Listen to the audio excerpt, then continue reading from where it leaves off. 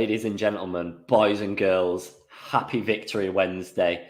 We are 2 days behind, but we're still living for it. As you can see by Mark's beautiful attire. Oh no, I went that way. He's down there.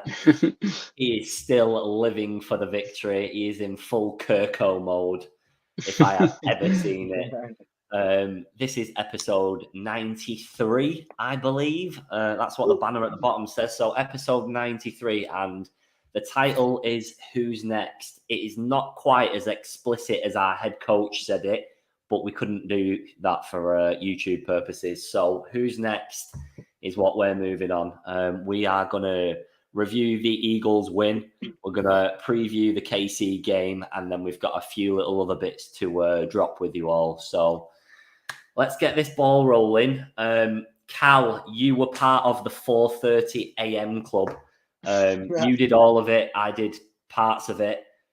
How are you feeling after that victory? Wow, what a game. Absolutely unbelievable. But it's one of them where we deserve to win, and I think that makes it even sweeter. We actually deserve to win. You go in games like last week where we did obviously lose, but we deserve to lose. But this week we deserve to win. We played very well. We obviously improved a lot from last week. The defense did what it does like usual. Kirk improved throughout. Run game improved. Just so many things. But the excitement when Bates caught that interception, I think, like you tweeted, and I think I tweeted, I think I woke up the neighbour, you woke up your missus. It was just insane. But against the top 5 side as well, you can't beat it. Monday Night Football, bring it back. Tuesday morning football, Monday night football, whatever you want to call it, is golden. Oh my! Sorry, complete side note. We've got a comment from X. Has X updated so we can get comments again? Because if so, that's banging. We've been relying on YouTube for ages. Maybe Elon's done his thing. Anyway, sorry about that. We'll move on. We'll come back to that. Liam, how are you feeling? I know you were an early birder instead of watching it. Yeah. I got up at whatever time, so it's 6:30 or something to watch it. So I avoided any spoilers. Just didn't even look at my phone in case I risked either you slating us or going mad for us, whichever one it was going to be. It was going to be one of the two. It was a bit of both on me. I'm not gonna lie. Yeah, if I'd have looked at the feed in sort of like order, I would have assumed that we were done and dusted. But I think I was on edge for a lot of that. Especially it was a very sort of a stop and start game for both teams, wasn't it? Certainly on the offense, nobody could really get going, and as soon as that started happening, it was very clear that it was always going to come down to something in that last sort of 2 minute period. It was very, very clear from the start, wasn't it? Eagles had spells where they're playing well. We have spells where we're playing well. I just didn't know who was going to have that final spell. To be honest, when the sort of like the Hurts pass to Barkley towards the end, and you just basically had to catch the ball. And when that ball was in the air, I was almost turning off the TV because I assumed that was that was it. And then when he dropped it, I thought that might be a sign. That might be a sign. And he's not going to do that very often, and you've got to take your chances. And we definitely took our chance. I mean, we moved down the field with just such efficiency and speed that it was just like it was just pretty much unstoppable. Like, obviously, the Eagles are a very good secondary, and they couldn't stop it because the ball was coming out so fast. We just had good routes. They were good lengths. We wasn't trying to go for too much, but we wasn't going too short. We've seen how many times we've seen in the past when we're on sort of that fourth quarter drive, and we've had play calls which is like behind the line of scrimmage or like stuff like that. I'm like, gotta move the ball. It was painful, wasn't it? And now we've got it right. We haven't gone for too much at once. We just moved the ball nicely, got to a scoreable position, had a great play call in the end zone, which again, another thing we haven't seen very often. Very true. And delivered. And then obviously, in typical Falcons fashion, I was still a bit concerned when the ball was coming back the other way, because we've seen that a few times before as well. But we got pressure on the quarterback, caused a throw that was just a little bit off, and that was it. Made a we've got the players in the secondary to make big plays in the big moments, and that's what Bates did. Absolutely. I was delighted at that time. Absolutely. I had a little bit of a Lions PTSD pulsing through my body. Yes.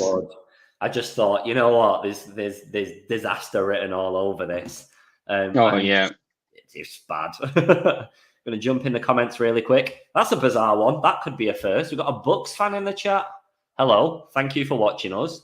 That's crazy. Eyeing up the competition, I see. Obviously, we're going to win the division anyway, so you can fight out for the wild card spot. That's fine. Don't worry about it. And as always, we've got Paul in the chat. Eagle pie dinner, tea, whatever you wanted to call it. It was breakfast for me. I was watching at 4:30 in the morning.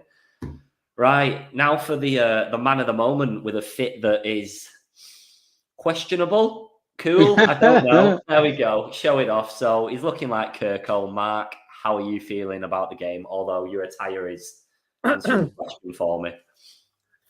I mean, I was looking for one of these for years, and then it sits on my office wall now. Yeah, I mean, guys, come on, I think we all went into this Eagles game probably with a bit of trepidation, right? I think the Eagles had a fairly good showing against Green Bay.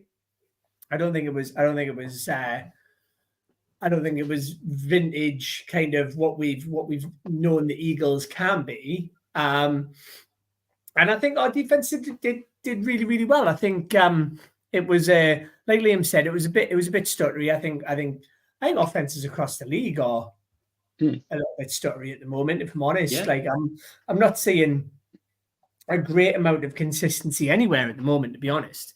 But I guess, for me, outside of Devontae Smith, the only real thing the Eagles beat us on was the constant Jalen Hurts getting them out of jail. And we've seen progression this week from the offense. I think we've, I'm almost kind of coming on this week with a little bit of let's just hold on now. I think there was progression there. There's still a lot of things that we need to get better at, and I think there's a lot of things that we need to get more consistent at.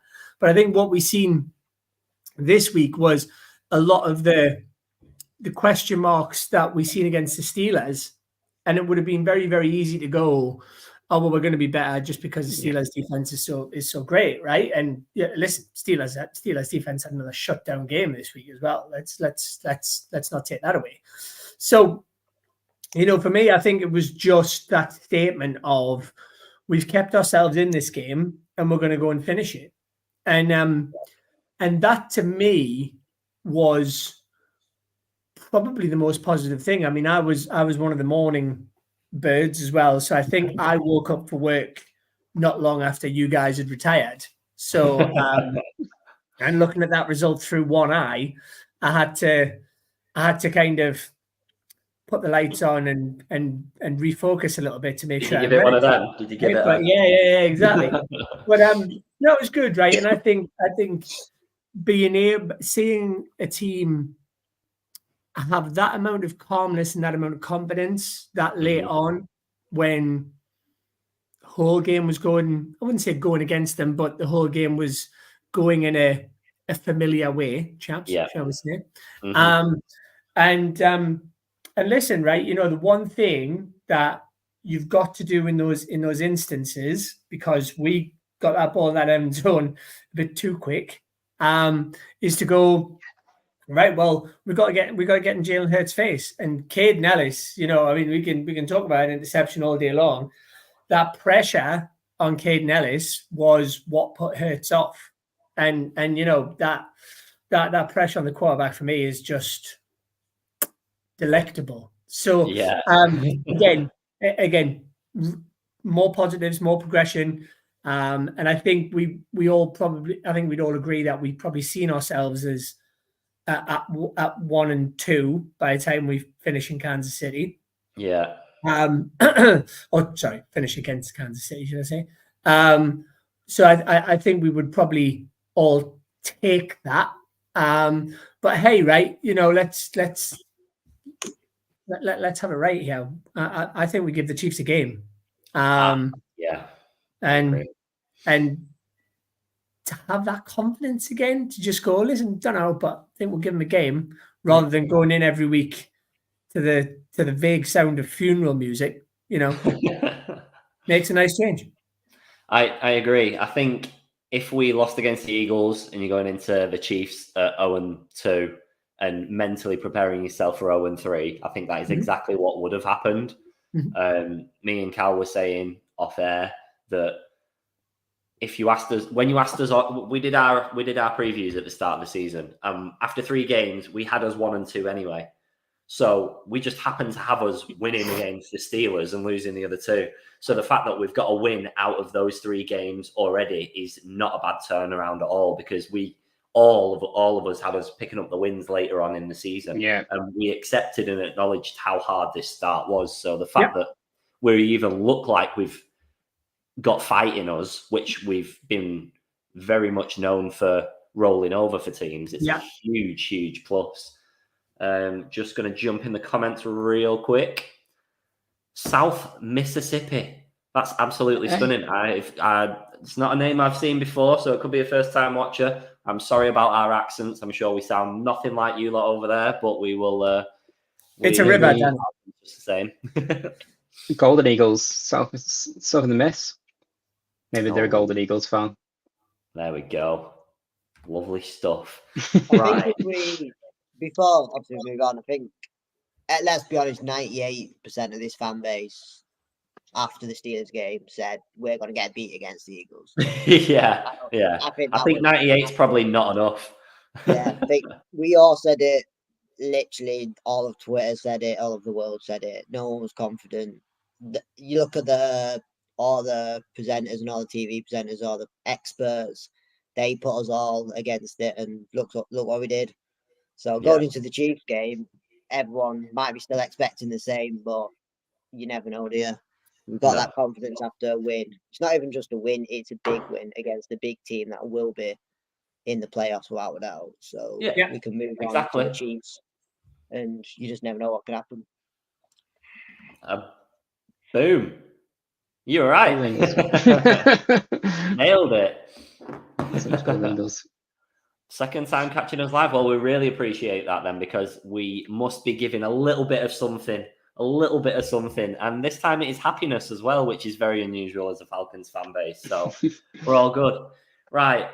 We do have a guest coming on, but he's not here for another 10, 15 minutes. So let's break this game down a little bit more. Yes. I've got a few players I want to point out as opposed to whole position groups. So first things first, Kirk.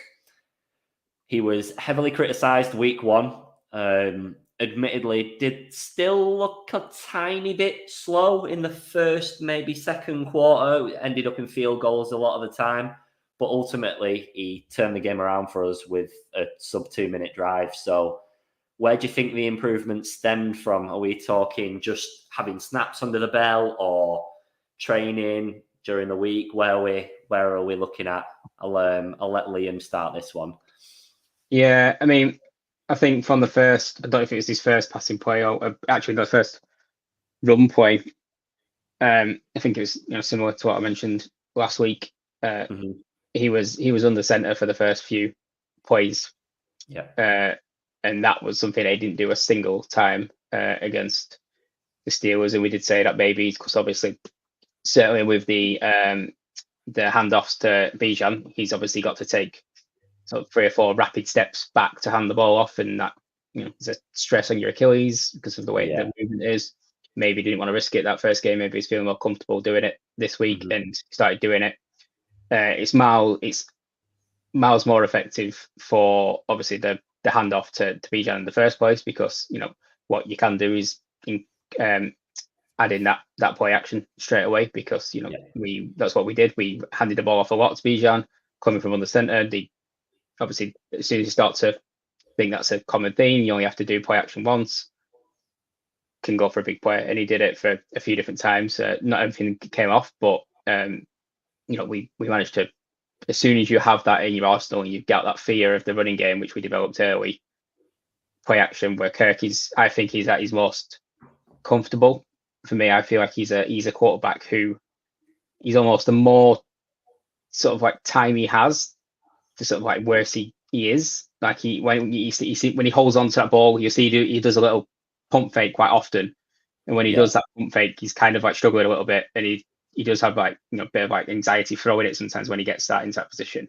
He's at his best when, for me, for some reason I don't know why it is, but when he has play action, when he does that turn, and he seems to focus and see the field a lot faster on that play action turn, and he throws it just so much quicker with so much more accuracy. And he's like I said last week, he's a momentum guy, and he gets into a rhythm with these play action passes and quick reads, and that's when he's just absolutely lethal, which we saw on that last drive because the ball was coming out so fast. And if we can get him into that swing more often in games, he can drive us down the field, like, because he will hit receivers, and we can get guys open, in those little sort of like intermediate areas, or even downfield. Now we've got some speed with players like Mooney, and he will consistently hit them. We've just got to get that rhythm going more often with Kirk and move the ball coming out a little bit faster, almost like those 2-minute drills at the end of the game. Obviously, maybe not with that quite much speed. We don't need to do that much, but almost do that throughout the game at that sort of pace with some run plays in between. And I think that's when we're going to be at our best, because we've just got so many options. Without a doubt. Mark, anything to supplement that? No, I think did look more comfortable. And I think he looked more comfortable because the line were a little bit more sturdy. I think there was times where I think he had all the time in the world, if I'm honest. I think one thing that we've seen this week as well was first of all Pitt's blocking and blocking well, which was slight surprise. And even Bijan, chipping in with the block. Now, it's almost really unfortunate because they've been playing that video a lot where Bijan utterly chips whoever it is who's running on. I can't remember whether it was Huffle, linebacker, but and it's hilarious because like Bijan almost kind of sets himself up for the chip block, but has to jump to get shoulder to shoulder, and he does this little jump, bless him, which it looks like, it looks like a 5-year-old kind of trying to jump. So, but it's really unfortunate, that clip, because unfortunately somebody does get through the other side of the line and sack Kirk. But I just think that he had a little bit more time this week. He's going to get a bit more time against other non-Steelers defensive fronts, right? I think it was really interesting because obviously we had Liam from British and Irish Eagles on the show last week, and we talked about that defensive line. And I want to make a kind of a bit of a link here because I was watching some clips earlier on. Colin Cowherd, who, if you follow American punditry, he's quite Marmite, the guy, but very, very well known over in the States. And he mentioned about how the Eagles had drafted and got guys on the offense. And I was like, wait a minute, no, they didn't. Like, they've drafted Jalen Carter and the other big fella from Georgia, name escapes me, like 2 years in a row. So they haven't, right? I think speaking to Liam last week, you also mentioned the strength of that secondary, right? So, but also mentioned the inconsistency of them. And late in that game, we've seen, those inconsistencies come through. So, for me, if Kirk's getting more comfortable, that can only be a good thing for us. Without a doubt. I mean, any 2-minute drive when the game's on the line. You're not doing that. Well, as it wasn't. It wasn't you're not even doing, 2 minutes, was well, it? it wasn't. Like, No, that's just me rounding minute. up heavily. It was literally like a minute, yeah. And it was a 70-yard drive as well, so you can't criticize that too much. And I just want to point this out as well. He should have scored on 2nd and 5, not 3rd and 5. Yeah. Because if that wasn't defensive pass interference, I'll never know what is. So yeah, literally full body across it and back.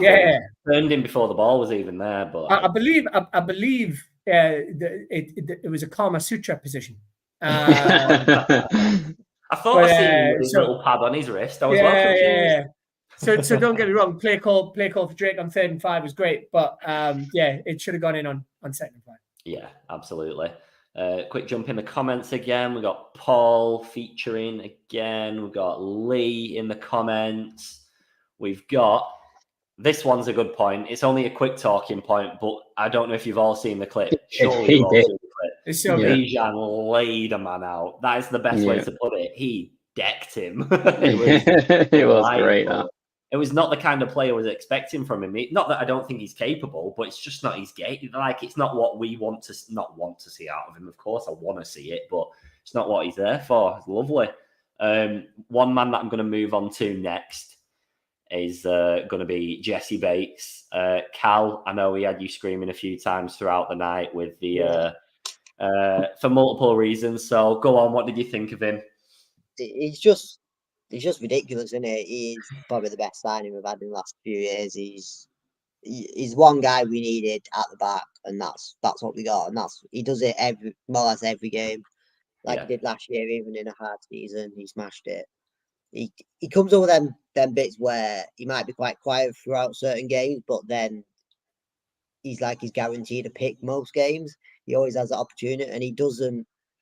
He takes them as well. You do get plays where, like other players that might not take them, but to end the game like that is massive. But like what Mark said earlier, Caden Ellis, fair play, because he created that. He ended that game. Bates obviously gets the credit for the But Ellis, that pressure, that was unbelievable, and that's what won us the game at the end. Yeah, absolutely. Go on, Mark. I can see you're eager to go there. No. I just want to kind of mention something when we're talking about Jesse Bates, right? And you don't pay players at that position that kind of money unless they're good, right? As simple as, right? And you guys had to suffer me in season before last, where as soon as free agency was talking about, Jesse Bates was top of my list, right? But one thing I'll say is, it showed when we lost against the Steelers last week how terrified Arthur Smith was to call a play that passed the ball down the middle of the field, right? Because, and I'd like to say he's not daft, right? But, jury might still be out on that one, right? But there was a reason the Steelers did not make a great habit of throwing the ball into the middle of that field. And listen, the ball hawkery for Bates to go round the corner to be able to make that game-winning interception, that's the difference. That's why you pay Jesse Bates the amount of money as opposed to just going out and getting a bog standard safety, right? Because even though that ball probably wouldn't have been caught, right, it still would have given the Eagles another chance of making another play, right? But Jesse Bates, he's built different and he plays different, and and a guy like that knows, if I get a hold of that ball, let's get that game finished. So I just want to reiterate that, to Cal's point, it almost does feel like he's gonna pick it off in every single game. But I think one of the big things about last week was he was quiet because Arthur Smith didn't have the cojones to throw that ball. Yeah. Or arguably the quarterback talent, but that's a Well, that's a different conversation, and one that I'm sure will rile up plenty of fans out there. just going to jump in the comments really quick, and then we will bring our guest in. Spot on, to be fair. Of course, Kirk's going to be a little bit rusty, whether that's physically or mentally, like we've just discussed. I'm a little bit against saying schedules are easy because they're easy on paper, but as the season pans out, teams' levels change, so it's a little bit hard to judge. But on paper, yeah, after these first 4 games, we do have a little bit of reprieve at some point. I think one of the things to just quickly point on that about talking about ease of schedule. Our schedule would have looked easy on the face of it because at the beginning of the season, everyone thought the Saints, the Bucks, and the Panthers were all going to be awful. Mm-hmm. Right? And only 1 of 3 are awful. Well, yeah. I think guys, awful is quite a come on compliment. now, Turley, right? Like,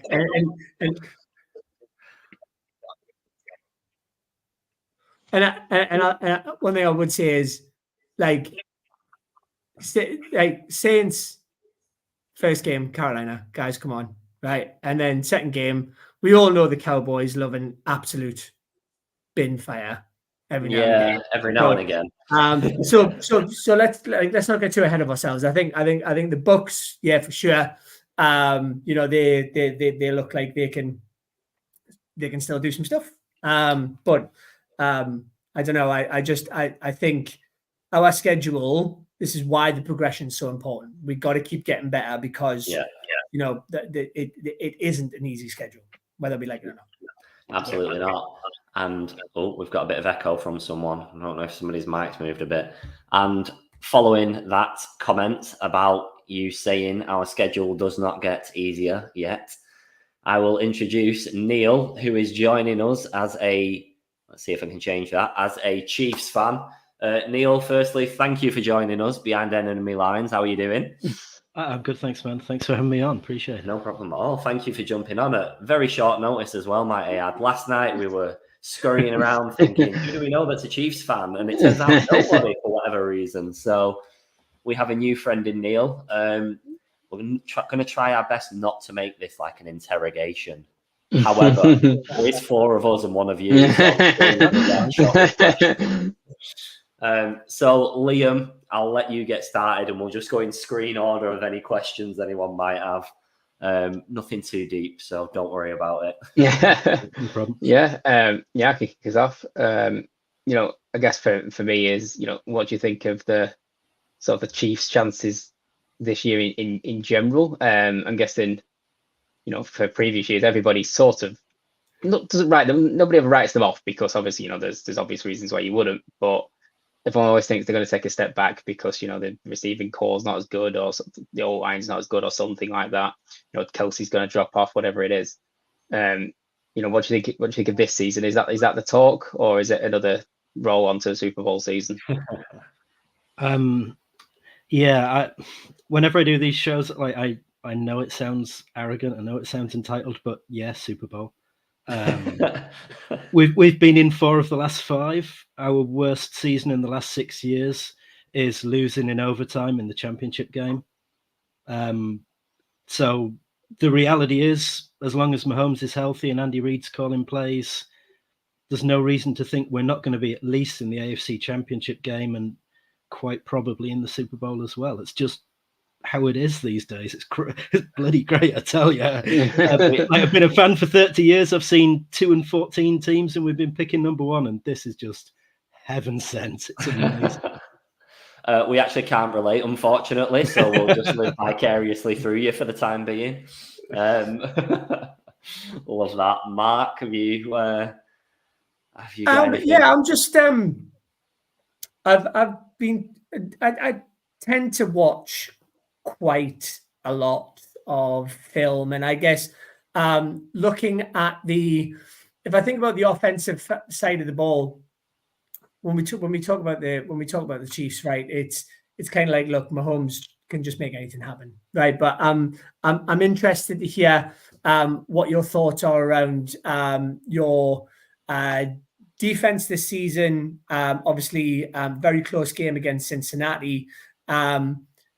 and I know you obviously have this natural expectation, which I don't blame you for, obviously. But how have we? How have you seen Kansas City's defense start this year? Because I know it was integral towards the end of last season. They won us the Super Bowl last season. Like, it wasn't so much on Mahomes; it was more the defense was just outstanding. The defense has been good so far. They kept Baltimore in check for a large part. Yeah, Lamar Jackson rushed a lot, but that's because he had nobody to pass to. So essentially, he was running around because he didn't have any other option. Derrick Henry never managed to get going against us, which was good. And then we controlled the scoreboard, and that kind of kept him off the field. The Bengals, they gave us more problems. They always give us problems. They did a really good game plan of loading up on tight ends on the field, forcing us into base defense, and then passing out of it because our linebackers can't cover. And so if I'm recommending anything to the Falcons this week, get 3 tight ends on the field and then pass. Because Nick Bolton struggles in coverage. Leo Chanel is very much get him near the line of scrimmage going north and south. So it only really leaves Drew Tranquill, who's not bad in coverage, but yeah, if you can isolate Pitts or if you can get Bijan Robinson as well out of the backfield on our linebackers, you guys will feast on them. I suppose that's dependent on Kirk being able to throw again and hoping he's not rusted back over, but we will see. Go on, Mark. Sorry. No, I was just saying it was interesting, and I guess so far, you guys have had 2 very, very close games, right? So feels to me like there's things to exploit there. I think Mahomes rolling into town for any defense is probably almost like it's our turn this week. But I think one of the things, and I'm not speaking for all of the chaps here, but I think one of the bright things that we've not had in Atlanta for a long, long time is a solid, consistent defense. So I think for me, I think it's all about what we've seen get a little bit better this week against the Eagles is getting pressure on the quarterback, right? And if you can get in Mahomes' face, for me, I think that's one of the ways that we can potentially get something out of this game. Well, the Bengals did a really good job on that because Trey Hendrickson absolutely ate Sua Matia for dinner. So our rookie left tackle, 2nd round pick, they've left him on an island to a large extent, and Hendrickson just had his way with him. And it got worse and worse as the game went on. Andy Reid didn't really call anything that gave him any help. I was kind of thinking, throw some screens to that side and just do something to slow him down. Run a jet sweep in that direction. You've got Worthy, who's ridiculously quick. Run a jet sweep that way. Like, try and do something to slow Hendrickson down, and they just didn't. And he just beat Sua Matia over and over again. And it nearly cost us the game. So I've got one more question, if I may. Yes. So I think one of the it kind of feels like every year, and I think you sort of alluded to it earlier on, right? Is that you never really get those kind of superstar wide receivers that everyone else gets, right? But one of the big consistent parts of your team that never seems to age or get any worse is Travis Kelce, right? When is this guy going to slow down?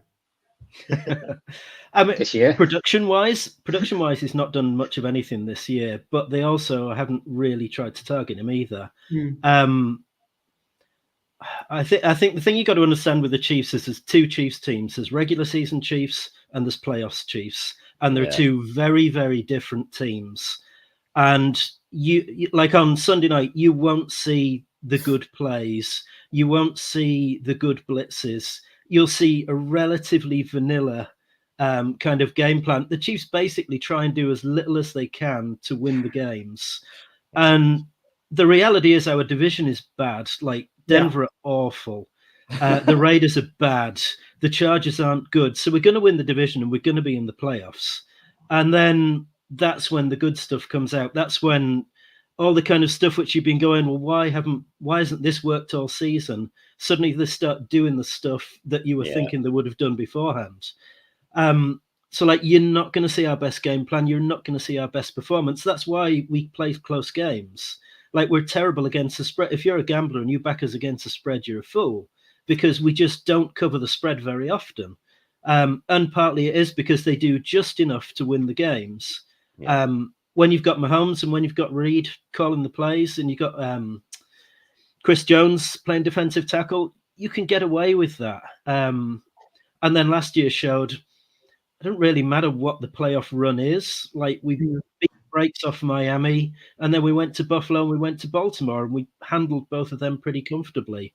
So number one seed would be nice, but it's not essential. Like, I'd back Mahomes to go anywhere in the playoffs and beat anyone. Yeah. To be fair, in your division, they might as well just start you 6-0. We'll lose to somebody in the division. We'll lose one game in the division just because we lose a dumb game or two every year where you're just looking at the performance going like, this is god awful stuff. Where did this come from? Like, the world's falling in. And then you get to the playoffs and it's like Kelsey suddenly becomes 27-year-old Kelsey again. Yeah. So to answer your question about Kelsey, they're saving him for the playoffs already because they know he's not got that much in him. It's terrifying. I mean, it is, but like, it's the reality check. He's 36, 37 years old. He's not getting any younger. He's only got so much mileage in the legs. Is he that old? Is he that old? He's cracking on. If I would say if we win the Super Bowl this year, he'll retire. I'd be very surprised if he did. Yeah.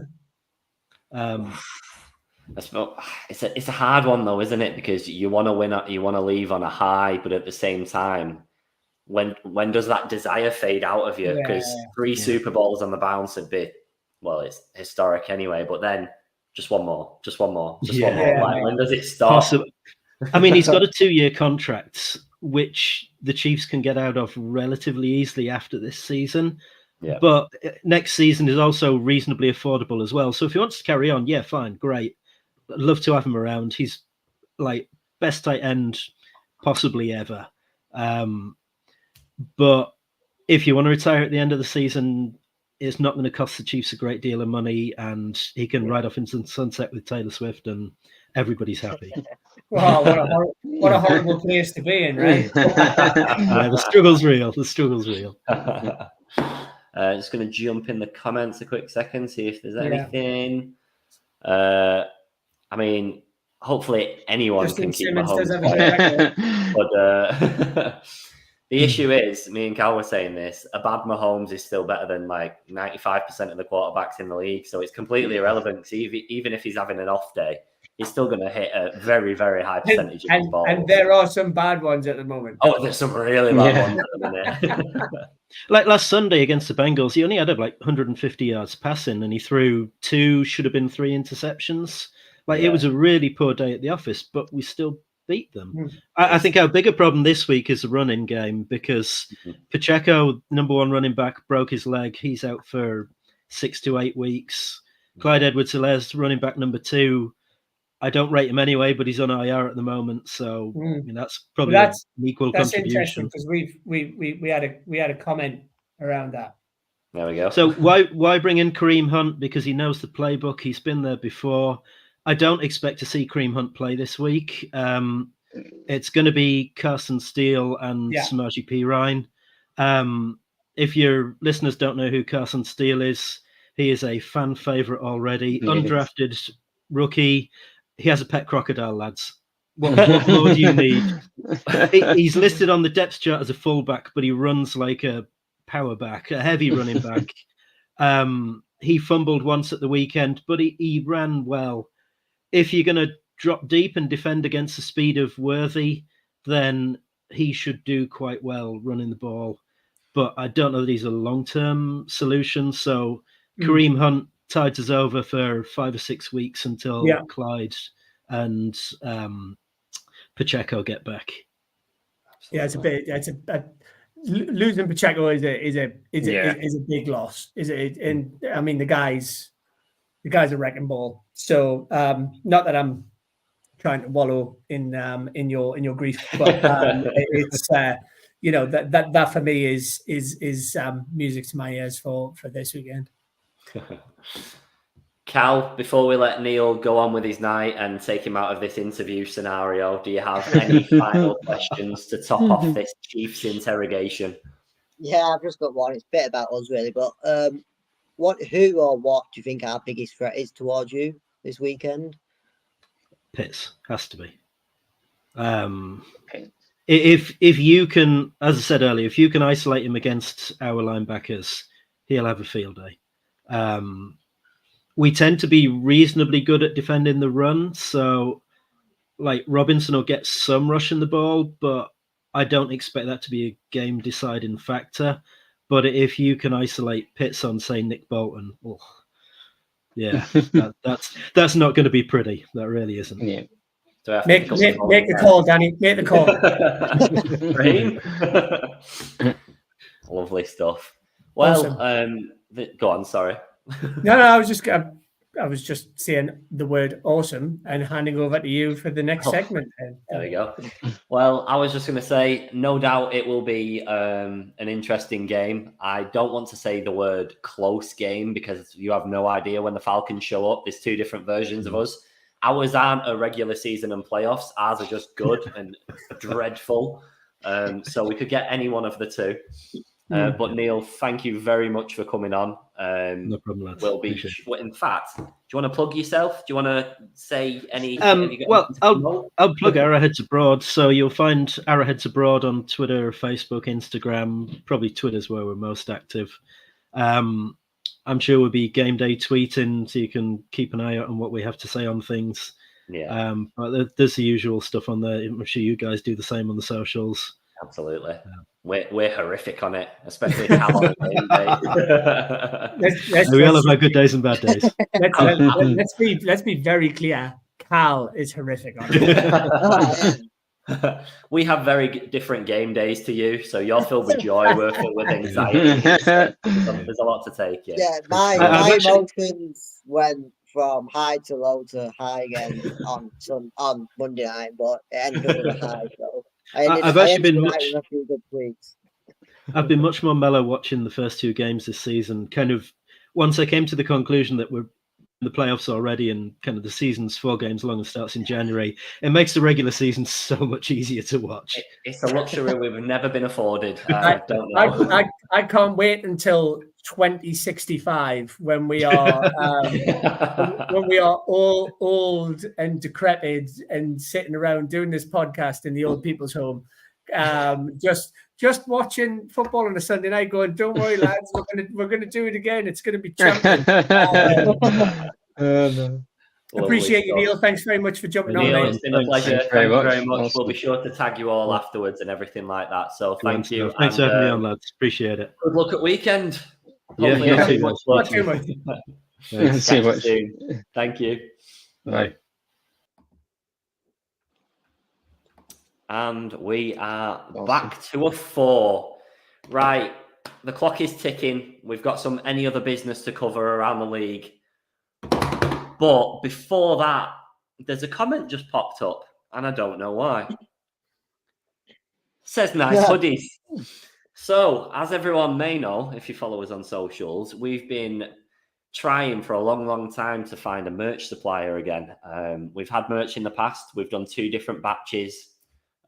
We've got a reasonably new logo, and we are staying with this forever. We have promised each other in the chat. We said we can't do it anymore. We're going to owe people refunds for the amount of merch they're buying. It's just not right. So I've got 2 beautiful models on my side demonstrating some amazing merchandise. Today we have all received our final batches of our tester merch, which is going to be going out for purchase and available to you all.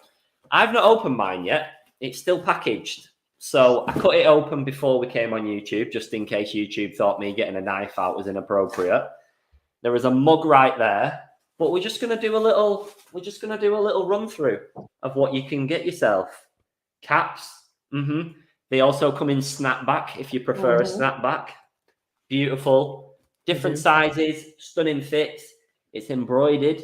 It's not stuck on. Fancy. It's embroidered. It's beautiful. I feel like I'm on a telly shopping show. You're not trying to ring you. People are going to be today tuning you in. could also have. People are going to be tuning in like, wow, QVC's gone down here. Yeah. They'd pay for me. What are you on about? I'm not going to open everything in full. You're going to be able to find it on the site when we drop it in a few days' time. There's going to be T-shirts, red, white, black, different prints on the front. As you can see, Liam's got his initials and then the badge separately. Mark's just showed you the back where it's in full. I've also got the same, all printed. Initials on if you want. You don't have to. Cups, you can personalize them, hence the 69. So I'm sure you'll all appreciate that very much. Excuse me, that was my jersey number. These will be dropping soon. They will be available to order online, and we'll be able to catch you all in Atlanta wearing them. Anyhow, boys, we have a bit of any other business to pick up on before we wrap up the show. First things first, Arthur Blank is putting himself in the Falcons Hall of Fame, Ring of Fame, inner ring, inner circle, whatever you want to call it. Can we discuss the technicalities of this? I mean, he's kind of entitled to, right? Oh, like he's entitled to. It's just that social media is going a bit bonkers because he's the owner. He's just gone. That's me. Yeah, I mean, there is a point where you kind of go, we're not a glory-ridden franchise, so like I don't know whether you kind of come to this time of year and go, I've got a great amount to choose from these days. Like, do you know what I mean? Like, you kind of, I don't know. It is odd. But he deserves it. He's the owner. He's been the owner for a long time. What I mean? Like, fair enough. And I think one of the things that can be said. The dude's a good human, right? And I mean, even when we think about the stuff, like whenever we ever see these graphics online, how much do they charge at stadiums and all that sort of stuff? We're always, like he doesn't rip people off, So like I kind of go, well, listen, like I mean, I'm sure like people are getting like free hot dogs and free chips and drinks and stuff. Right? Unlimited drinks, limited edition cups, which I think you can take with you. Like. Yeah, so it's odd. It's for the fans, isn't it? It's a showpiece for the fans to keep it like family. Oh no, I meant like it's odd that he's putting himself in the ring. Oh, okay, all right, that's fair enough. I was saying my point with bringing it up was, like he does want to give back to the city, right? So I think let him do it. Why not? I think a limited drinks after the Cheifs game could be pretty good, depending on the result. But I don't think that's a bad shout. For sure. But that works both ways, right? Because if we win, like you could argue that's going to be even more expensive, right? So so because I know if we were to win and I was getting free drinks, I'd be taking liberties, boys. Kirk's contract could not cover the amount of alcohol we'd consume. Nah, wouldn't be ready for it. I think if I was in that stadium with free drinks and we beat the Cheifs, I think it would start. I think it would start to hit the salary cap, boys. Like genuinely. Oh, sorry, you wanted a new wide receiver? Nah. No, I don't think we'll be leaving the stadium anytime soon, would we? You need to get the lineman to carry me out. Lovely stuff. That was my main one. I did have another, which was Jesse Bates was the NFC Defensive Player of the Week. However, we already did a segment on him, So I thought we've got another 5 or so minutes to circle back round to any other key points that we might have missed. If anybody wants the stage. I want to. Yes, please. Oh, okay. Well, Mark, you go first, and I'll do one. Are you sure? Yeah, go on. Cool. So I just want to circle back on Darnell Mooney. Right. So I think we were all kind of in agreement it was a little bit of an overpay, right? And I think the face of it was, right? But that catch, and if there was one player that I would want one of our players to sit on their hoop. Yes, they're not coming. Is that horrid little rat, Gardner Johnson? And he did it. He put him on his arse. That was my favourite moment of the game by far. And then carried on running. Yeah.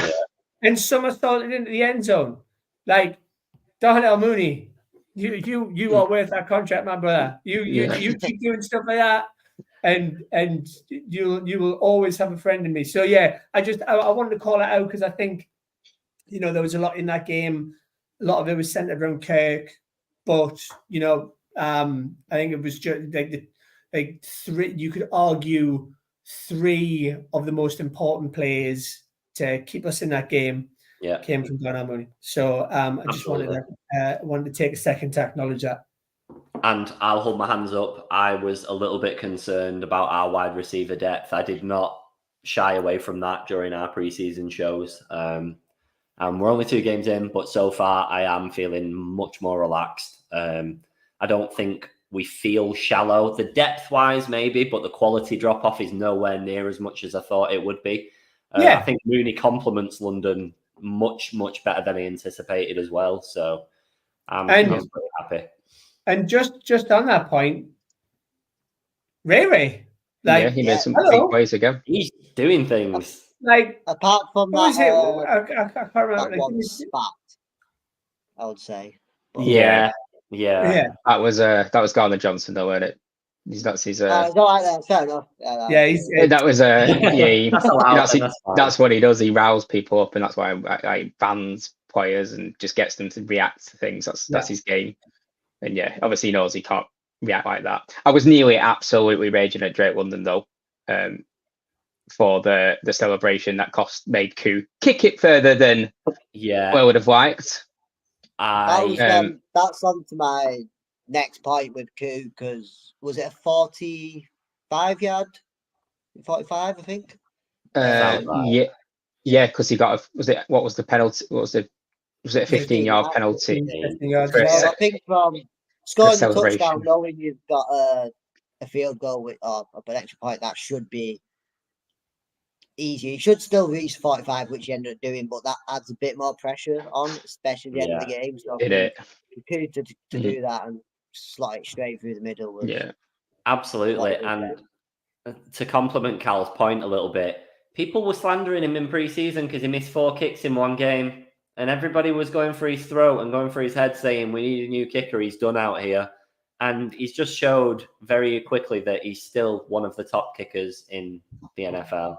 Can we just speak for a second though? Oh no. about the unholy irony of one of the only countries in the world where you can buy a gun from a supermarket.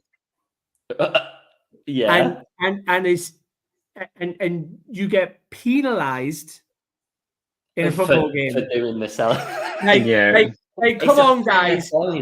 Like, pick a lane, right?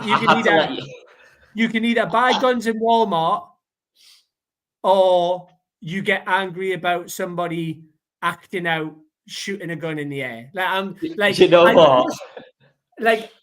I just don't think, as daft as it was, right? But then I wonder. Well, hang on. Is there like a book of celebrations that you can't do? Yeah. So, for example, if I was to do a bow and arrow that's equally as lethal and I could still do damage with. But you can't buy one of them at Walmart. Probably not. But Right. yeah, it's a very fair point. And in fact, that's a point we should research because that'd be really, really interesting. Where is the celebration line? Where is the unsportsmanship? I don't know. It seems to change, doesn't it? Yeah, it does. However, Listen, it was a good point, well made, that I got very nervous when he did that because I was like, oh, God, like the kick. but it was okay. It was all good, and we won. It was all right. Absolutely. Has anyone else? Everyone looks like the half want to say something, but I don't know if anybody does. One point on Landman, like missing. He's a big, like quite a big miss. I think the amount of space that was behind the defensive line, what was recognised throughout the game. He's gonna. Is he on IR? So he will be out for another 2-3 games, I think it is. So, but when we do get him back, he'll be like a sort of a new signing if he comes back the way he was. Mm-hmm. Yeah, absolutely. And I wouldn't be too surprised, if I'm honest, if in the next couple of games we start seeing Dawless filling them gaps on because he in college he was a lineman, but he used to almost play that kind of outside linebacker and stalk in. So I think if you're from my point of view, if you're trying to fill that gap in the middle of the field, although Caden Ellis is very, very good at bringing that forward pressure, I wouldn't be surprised if they potentially use that as some sort of stopgap.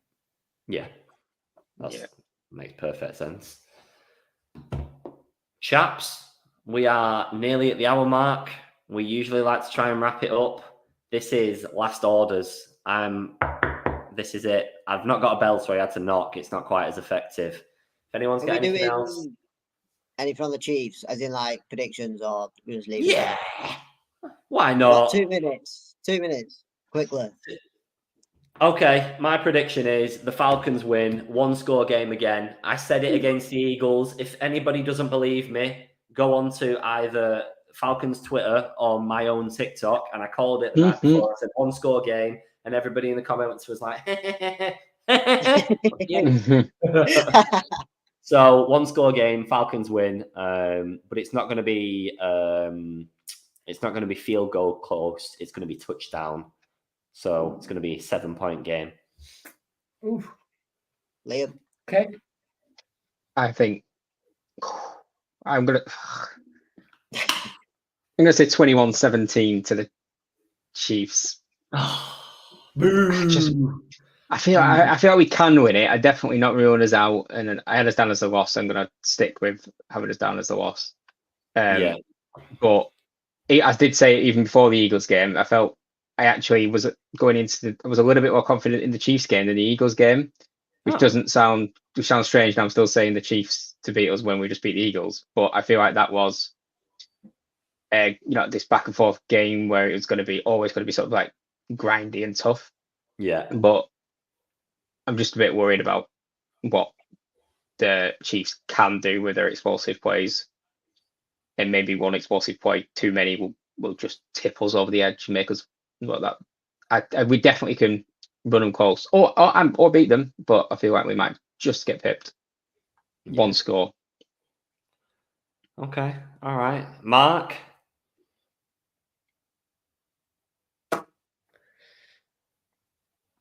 My head agrees. Don't go to the dark side. My head you were there.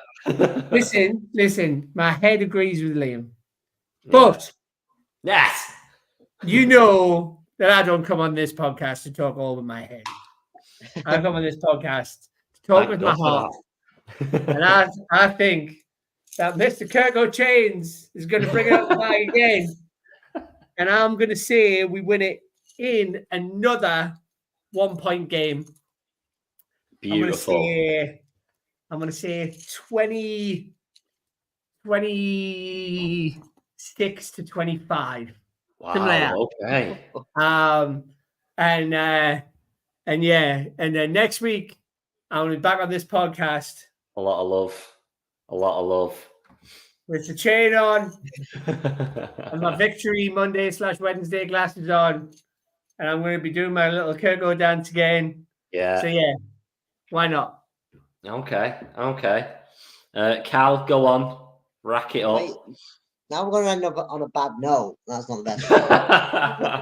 But no, I'll I think top it off will with something else. It's fine. It will be a close game, but I think with Mahomes, they will pip it 24-20.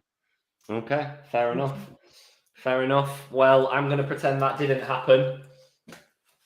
We're locking in. We are falconing up. Yes, sir. So, ladies and gentlemen, boys and girls, it has been a pleasure tonight. The vibe is so different when we win. So hopefully we can just keep this up, because sometimes this feels like therapy after a loss. So it's much better today. Thank you all for watching live. The comments have been popping off tonight. It's been delightful. This will be available. Nope. I'm not saying a word. Okay, I'll do this bit first. Don't forget, merch will be coming out soon. We're going to post photos of it all straight after the show, so you can have a ganders of what you could receive should you want any. Hoodies, t-shirts, caps, snapbacks, mugs, all sorts. There's all sorts going on. And on that note, whilst Mark is supping from his one-of-a-kind ATL Falcons UK 69 mug, please sign us off in typical fashion. Guys, obviously you can catch us live across all of the socials. They're available back to rewatch. Just jump on any of our social platforms. But we are available just on audio, or if you want to watch back the video, YouTube as well. Apple Music, Spotify, or wherever you get your podcasts. It has been a pleasure. We will catch you all next week. It is a 1:15 a.m. kickoff our time again.